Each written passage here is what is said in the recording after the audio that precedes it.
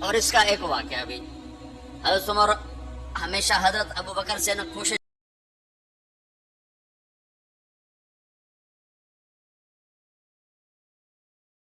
کرتے تھے آگے نکل جاؤں آگے نکل جاؤں آگے نکل جاؤں، ساری زندگی موقع نہ بن سکا۔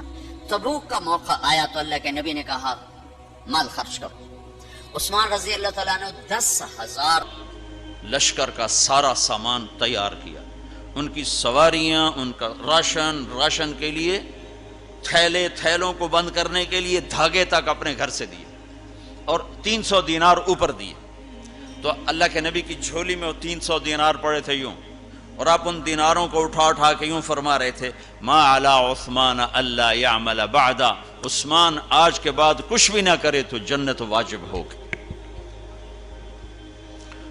تو عمر کہنے لگے آج میں ابو بکر کو کاٹ سکتا ہوں، آج میں اس سے آگے نکل سکتا ہوں کہ وہ آج کل غریب ہے، میں مالدار ہوں، تو وہ تھوڑا لائے گا میں زیادہ لاؤں گا تو میں بڑھ جاؤں گا۔ لہٰذا انہوں نے اپنے مال کا آدھا حصہ، آدھا گھر میں رکھا اور آدھا لے کر آئے۔ ابو بکر نے جھاڑو پھیر دیا، جو کچھ تھا وہ سارا سمیٹ کے لے آئے۔ جب دونوں پراپرٹی سامنے رکھی گئیں تو حضرت عمر کی بہت زیادہ نظر آ رہی، ابو بکر کی بہت تھوڑی نظر آ رہی، لہٰذا حضرت عمر بڑے اطمینان میں کھڑے کہ آج جیت خطاب کے بیٹے کی ہے۔ میں قربان جاؤں، اللہ رسول تو جانتے ہیں کہ کون کیا کر کے آیا ہے، تو میرے نبی نے سوال ہی بدل دیا جو اس موقع کا سوال ہی نہیں۔ کوئی آدمی مسجد میں چندہ دینے جائے، مدرسے میں چندہ دینے جائے، کہا جی مول صاحب یہ 1 لاکھ روپیہ ہے مدرسے کے لیے، مسجد کے لیے۔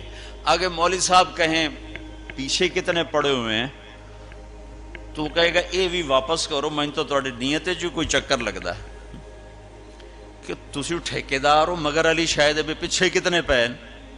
یہ موقع کا سوال ہے ہی نہیں۔ مولوی صاحب کو چاہیے جی جزاک اللہ، یہ لیجئے رسید، بسم اللہ، پھر بھی موقع آئے تو دیتے رہیں۔ تو میرے نبی نے پوچھنا یہ تھا ابو بکر کتنا لائے ہو، عمر کتنا لائے ہو، اور یہی اس موقع کا سوال ہے۔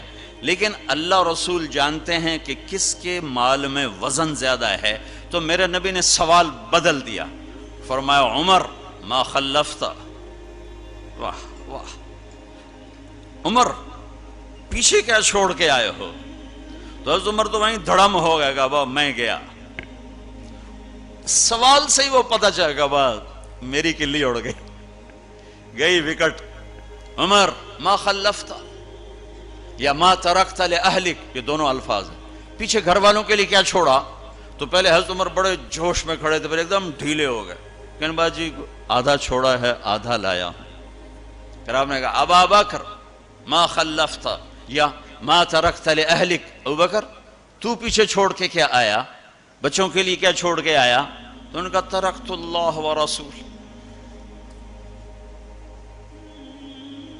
میں تو اللہ اس کے رسول کو چھوڑ کے آیا ہوں، باقی سب کچھ لے آیا۔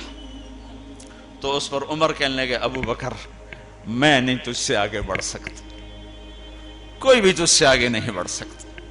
اپنے کپڑے بھی دے دیے، اور ایک ٹاٹ تھا وہ پہن کر اس کو کانٹوں سے سی لیا۔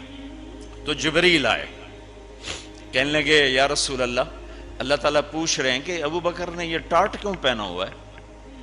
تو آپ نے کہا کہ ابو بکر نے سارا کچھ اللہ اس کے رسول پہ لگا دیا ہے، اس لیے یہ پہنا ہوا ہے۔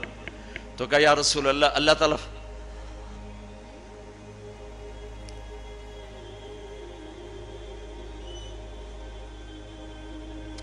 اللہ تعالیٰ فرما رہے ہیں ابو بکر سے پوچھو مجھ سے راضی تو ہے، مجھ سے راضی تو ہے، اس فقر میں مجھ سے راضی ہے؟ میں تو اتنا سفر کر کے آیا ہوں، حالانکہ ابھی 4 دن پہلے میں 12 ملکوں کا 10 ملکوں کا سفر کر کے ہوں، ساری ہڈیوں میں درد ہے، میں اس لیے آیا ہوں کہ چلو کوئی بخشش کا بہانہ مل جائے، کوئی بخشش کا بہانہ مل جائے، اللہ راضی ہو جائے۔ آپ سارے اس لیے حج پہ جا رہے ہو کہ اللہ راضی ہو جائے، جو سارے جہان سے کہتا ہے مجھے راضی کر، وہ کہہ رہا ہے ابو بکر سے پوچھو مجھ سے راضی تو ہے۔ تو آپ نے کہا ابو بکر تیرا رب تجھے سلام بھی کہہ رہا ہے اور پوچھ رہا ہے کہ راضی ہو؟